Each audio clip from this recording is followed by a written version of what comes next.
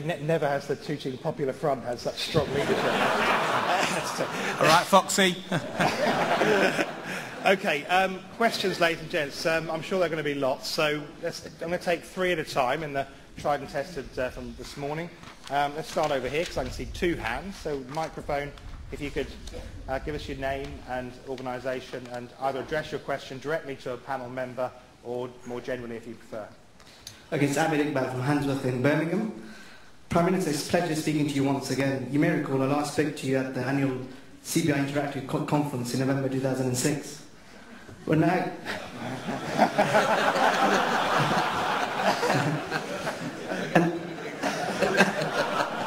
and now it's 2007. It's good to see you still here. I find your views on the future of service delivery in the public sector very interesting and inspiring. I myself have worked 6 years in the public sector, working for Solihull Council and now Birmingham City Council for 3 days a week. Prime Minister, you've answered many questions in your speech today, but could you please reiterate and let me know what your views on the subject are?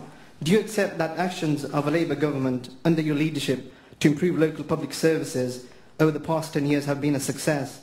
Bearing in mind, in order to improve local public services, it's important and essential for a successful democratic society that there is honesty, trust and credibility in government.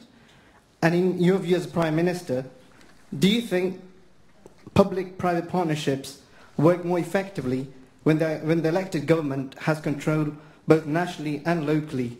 Or what evidence is there to suggest that government-controlled partnerships are more effective than those controlled by local government? Thanks.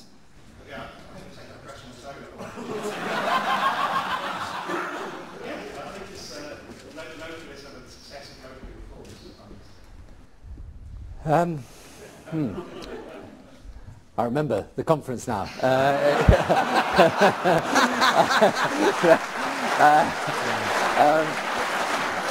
Actually, I think the issue really is not so much to do with whether it's central or local, but whether you do manage to break down the barriers between public and private, and whether there is this ability of people to come into the system and offer a better service. I mean, that's where I totally agree with what Tom was saying earlier about you know, the GP service in the future. You see, all of it, whether it's local or it's centrally done, the concept of the public-private partnership is to open the system up. And you know, you can open it up by having a partnership as you do in PFI, but you can also open it up in saying, you know, we are not going to have a preconception that this service presently delivered in this way has always to be delivered in this way. And I think it's, you know, when people talk about the dynamism and entrepreneurship in the private sector, I actually think, and actually Tom's of course an example of this, there are dynamic entrepreneurial people in the public sector, but often they are constrained. Now, sometimes you will hear people say, well, they're constrained because government targets this and that, and we've got to be careful of that, and I can come on to the targets issue in a moment.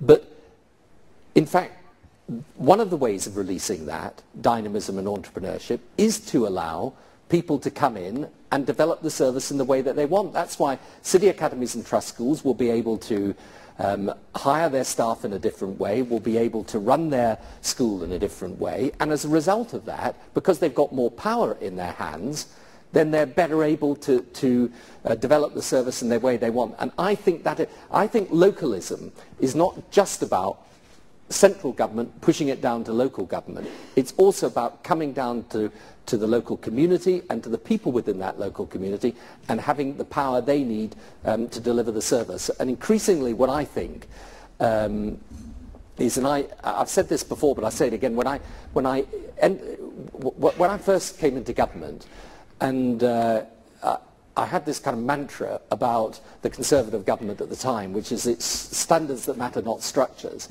And truthfully, what I've learned over, well, I've learned a lot of things over the 10 years, but one of the things I've learned is that actually it was a glib thing to say, because in the end, the structures can lead to the standards being raised. And the job of central government is to put the structural framework in place that allows the local dynamism to come forth.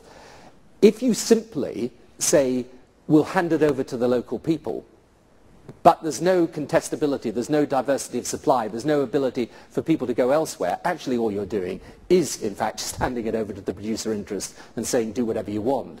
But if you have greater power in local hands within a structure that allows other people to come forward and provide that service, then I think you're getting the balance more correct. And that is what I would say I've learned very strongly from our experience.